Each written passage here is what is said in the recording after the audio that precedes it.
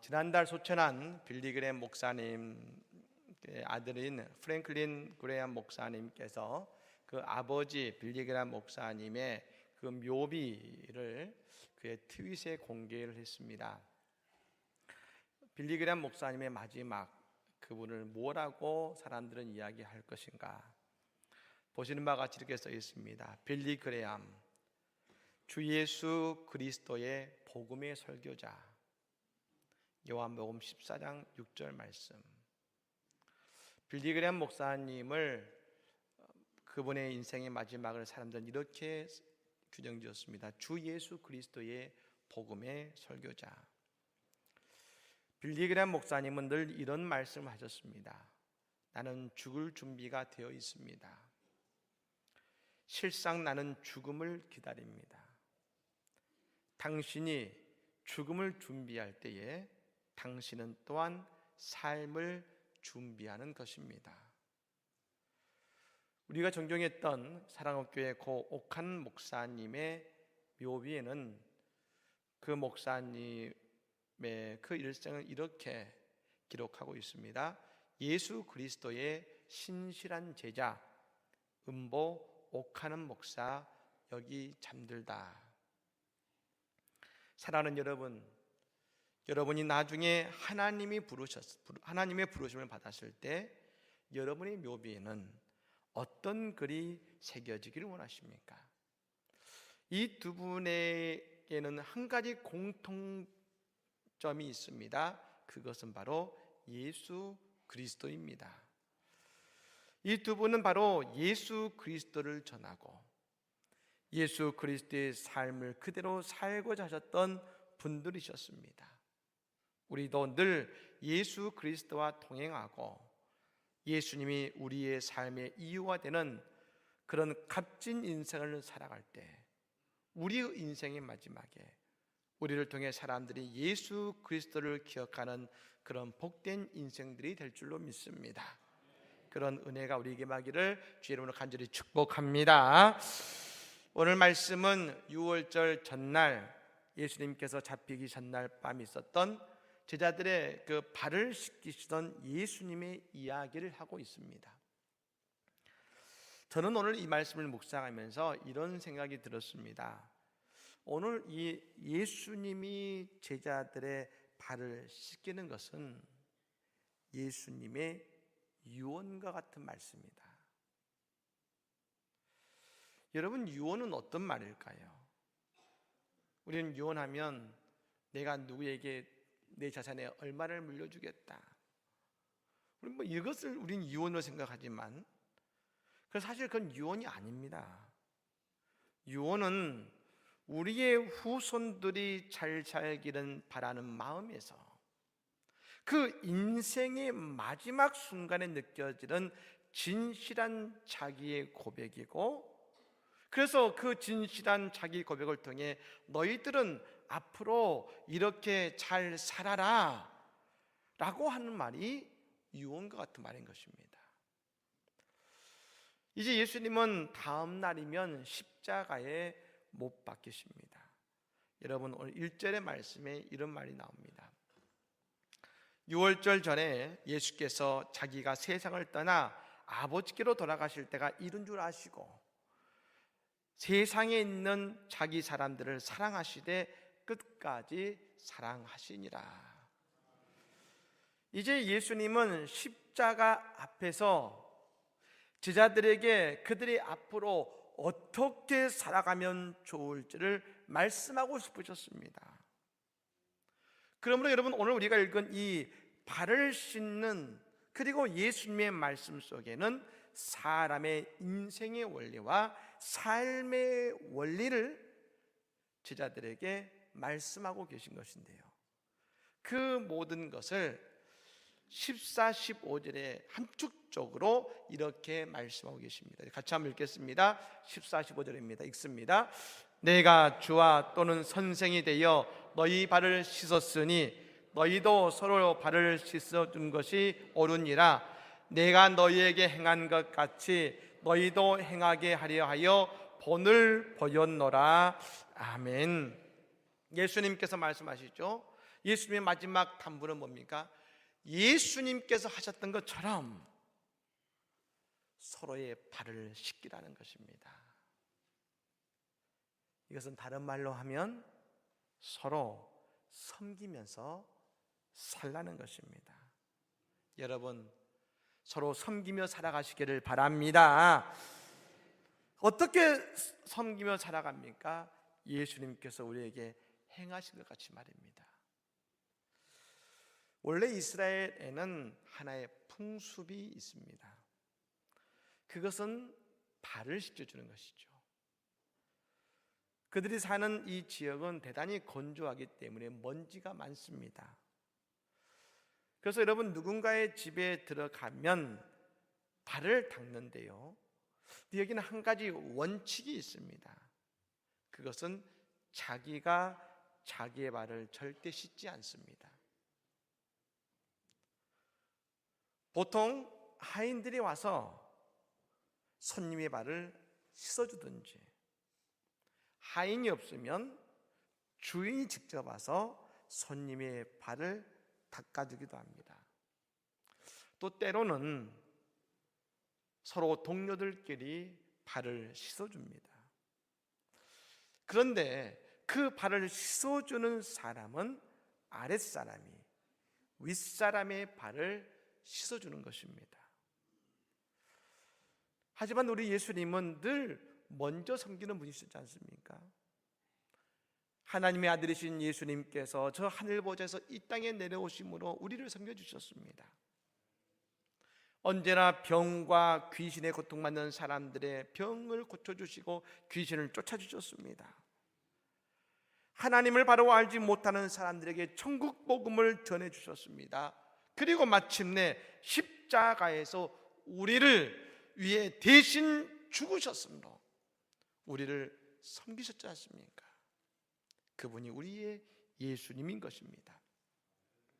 그 발을 닦아주시면서 베드로 앞에 이르신 것이죠. 그래서 여러분, 베드로가 오늘 예수님께 이런 말을 합니다. 주여, 주께서 내 발을 씻으시나이까? 아니, 어떻게 우리의 주님이시고 선생이신 예수님이 내 발을 씻으시겠습니까? 베드로는 도저히 이 일을 받아들이기 어려웠습니다. 여러분, 어쩌면 이 베드로의 반응이 당연하지 않겠습니까? 그러면서 베드로가 말합니다. 8절 말씀 같이 한번 읽어볼까요? 8절 말씀을 읽어보겠습니다. 베드로가 이르되 내 발을 절대로 씻지 못하시리이다. 예수께서 대답하시되 내가 너를 씻어주지 아니하면 내가 나와 상관이 없느니라. 아멘. 베드로는 예수님께 분명히 말했습니다. 내 발을 절대 씻지 못하십니다. 어떻게 나처럼 연약하고 부족한 사람의 발을 예수님이 직접 닦아주신다는 것입니까? 안 됩니다. 오히려 내가 닦아드려야지요. 사실 이 우리의 정서에도 마찬가지입니다만 베드로의 이 말은 우리가 보기에는 아주 예의 바른 말을 한 것입니다. 그런데 여러분, 예수님의 대답은 우리의 생각과 다른 대답하셨습니다. 뭐라 하십니까? 내가 너를 씻어주지 아니하면 나와 아무 상관이 없다. 다시 말씀은 이 말씀은 우리가 예수님의 섬김의 사랑을 받아들일 수 있어야 된다는 것입니다. 한국 사람의 특징이 있습니다. 남에게 신세지기를 싫어합니다. 누군가의 도움을 받으면 반드시 그 도움에 보답을 해야만 됩니다. 그러다 보니까 가급적이면 남에게 피해를 주고 싶어 하지 않습니다. 여러분, 그러니 우리는 당연히 베드로의 이 말이 우리의 정서로는 더 타당할 것입니다. 하지만 예수님 말씀하시죠. 그렇게 하면 너는 나와 아무 상관이 없어. 즉, 우리가 예수님의 사랑을 받아들일 수 있어야 되고 예수님의 주신 은혜를 우리가 받아들일 수 있어야 한다는 것입니다. 여러분, 사랑할 줄 아는 사람은 어떤 사람일까요? 사랑을 많이 받은 사람이 사랑을 할 수 있습니다. 여러분, 요리를 잘하는 분들이 있죠. 요즘에 한국은 음식 열풍이 불고 있습니다만 요리를 잘하는 분들이 있습니다. 뭐 꼭 식당이 아니더라도 가정에서 잘하는 분이 있죠.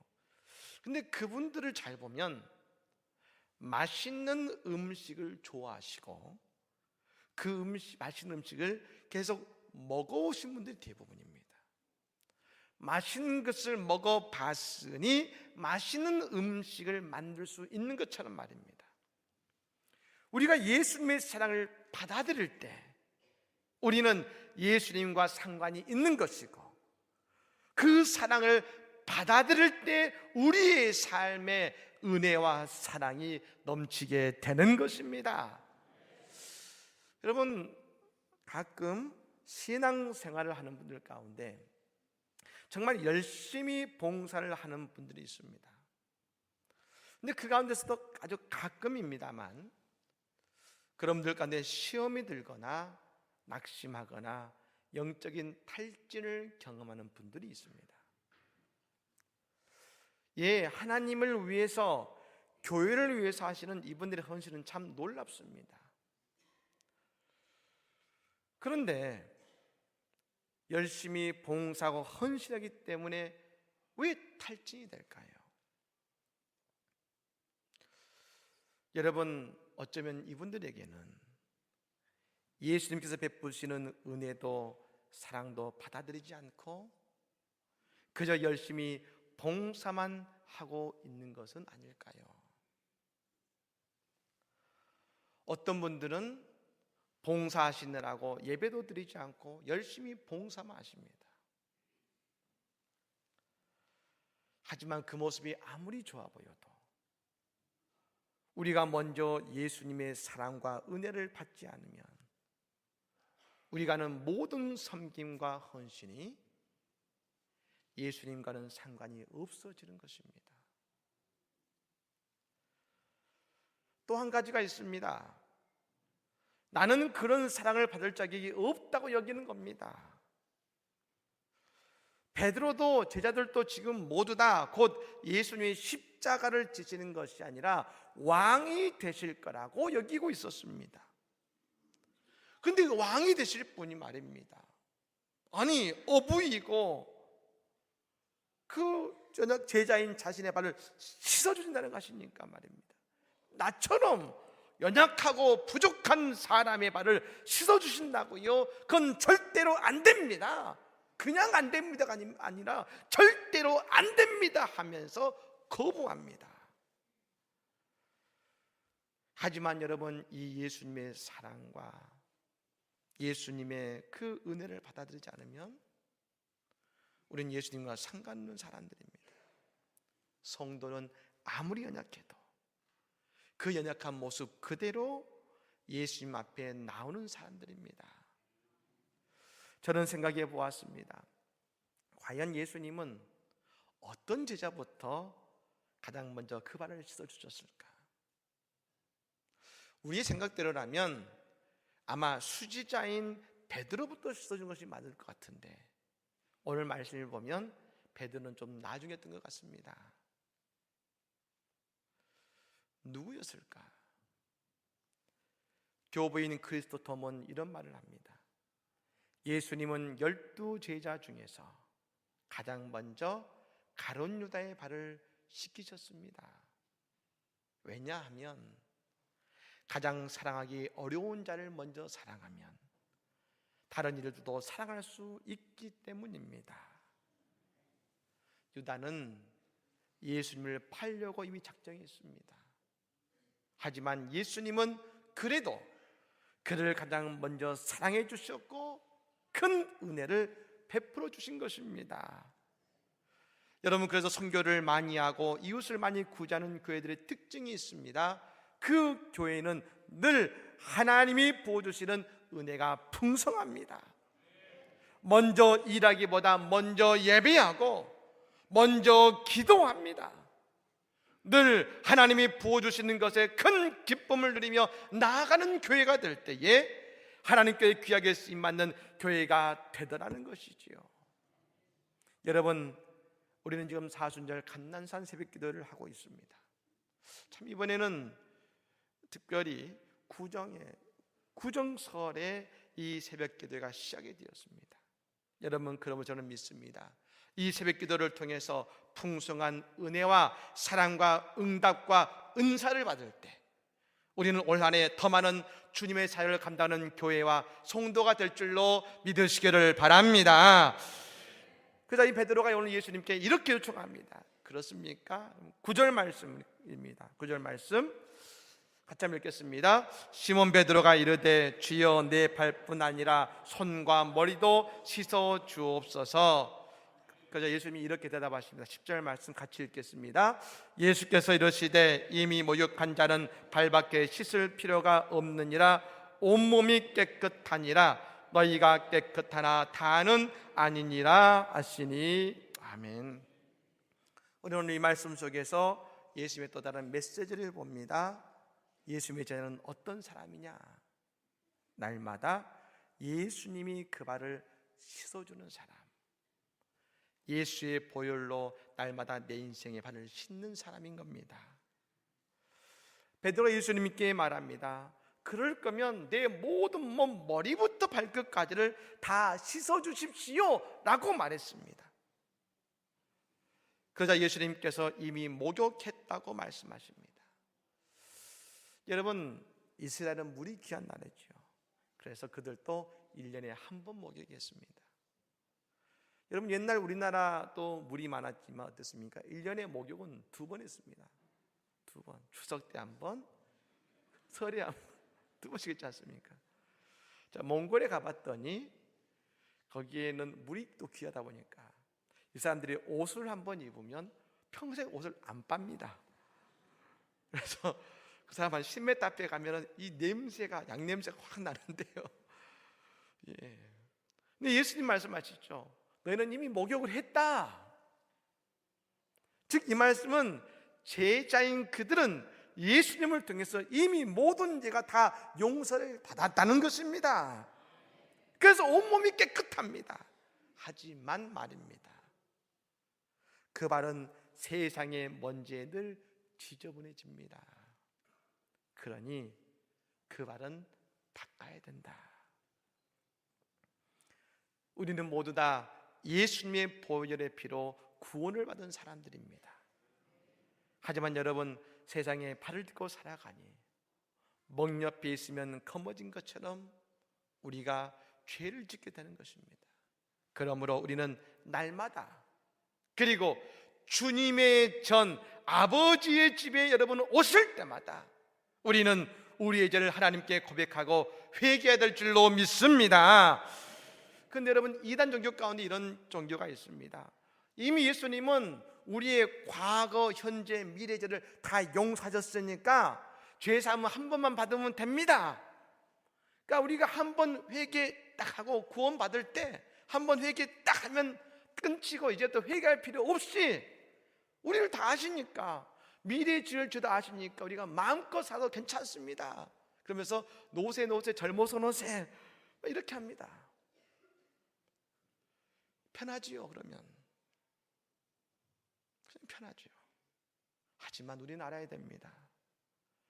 몸은 목욕을 했지만 발은 날마다 더러워집니다. 오늘 우리도 지난 한 주간 이 시간이 우리의 발을 씻는 시간이 되시기를 주의 이름으로 축원합니다. 하나는 예수님이 드신 물그릇입니다. 또 하나는 빌라도의 물그릇이죠. 예수님의 그 물그릇은 제자의 발을 씻었습니다. 근데 빌라도의 물그릇은 자기의 손을 씻었습니다. 예수님은 섬김과 구원의 물그릇이고 다른 이들을 살리고 세우는 것입니다. 반면 빌라도는 변명과 책임 회피의 물그릇이었고 나 혼자만 살면 된다라고 하는 물끄셨던 것입니다. 사랑하는 여러분, 예수님은 말씀하십니다. 이 땅에서 잘 사는 비결이 있다. 그것은 나를 따르는 것인데 내가 너희의 발을 씻겨준 것 같이 서로 그 발을 씻어주는 것이다. 그 말씀인 것이죠. 조명한 박사님이 계십니다. 꼴찌 박사라는 책을 쓰신 분입니다만 이분에게는 두 분의 어머님이 계시다는 것입니다. 한 분은 한국에 있는 어머님이고 또 한 분은 저 미국의 시골 마을에 사시는 에드가 넬슨이라는 여사입니다. 이 조명한 박사가 태어나던 때는 6.25 직후였기 때문에 제대로 먹을 것도 없던 시대였고 더욱이 그 당시에 그렇게 애를 많이 낳은지 모르겠습니다만 그러니까 더 먹을 것이 없지 않겠습니까? 그때 국제구호단체인 이 월드비전에서 이 에드가 넬슨 여사의 지원을 받게 됩니다. 매달 그때부터 $15씩을 여러분 지원해 준 것입니다. 그리고 그 당시에 그 돈이 얼마나 컸냐면 온 마을에 있는 애들의 분유를 다 살 정도로 $15가 큰 돈이었지요. 그 돈으로 옷도 사고 분유도 사고 그리고 그 돈으로 학교도 다니고. 네, 여러분 매달 $15 보내셨는데 나중에 이분이 교수가 된 이후에도 여전히 매달 $15씩을 보냅니다. 이 에드가 넬슨 여사가 2001년도에 하나님의 품으로 돌아가실 때까지 이건 계속되었습니다. 늘 후원만 받다가 95년도에 조명한 교수님이 이 여사를 만나러 갑니다. 그리고 울면서 그 앞에서 인사합니다. 어머니 사랑합니다. 너무 감사합니다. 그러면서 묻는 것이죠. 어머니 어떻게 한 번도 본 적도 없고 연고도 없는 저를 그렇게 평생토록 변함없이 사랑해 주셨습니까? 그자 에드가 넬슨 여사가 말합니다. 그래요. 하나님께서는 우리를 너무나 사랑한 나머지 독생자 예수를 십자가에 못 박게 하심으로 우리를 구원해 주시고 영생을 선물로 주셨습니다. 어머니가 경험하신 하나님은 어떤 분이시죠? 내가 만난 하나님은 사랑이십니다. 그분은 절대 자녀를 포기하지 않는 분이십니다. 사랑하는 여러분, 예수님의 사랑을 받아들이시고 내게 주시는 은혜를 받으시기 바랍니다. 그리고 서로 사랑하시기를 바랍니다. 저 제자들의 발을 씻기신 예수님의 그 사랑의 섬김이 오늘 우리의 섬김이 되어서 이 땅에서 예수님처럼 잘 사는 인생들이 다 되시기를 우리의 구원자이신 예수 그리스도로 간절히 축복합니다. 아멘. 우리 찬양하겠습니다. 예수 가장 귀한 그 이름.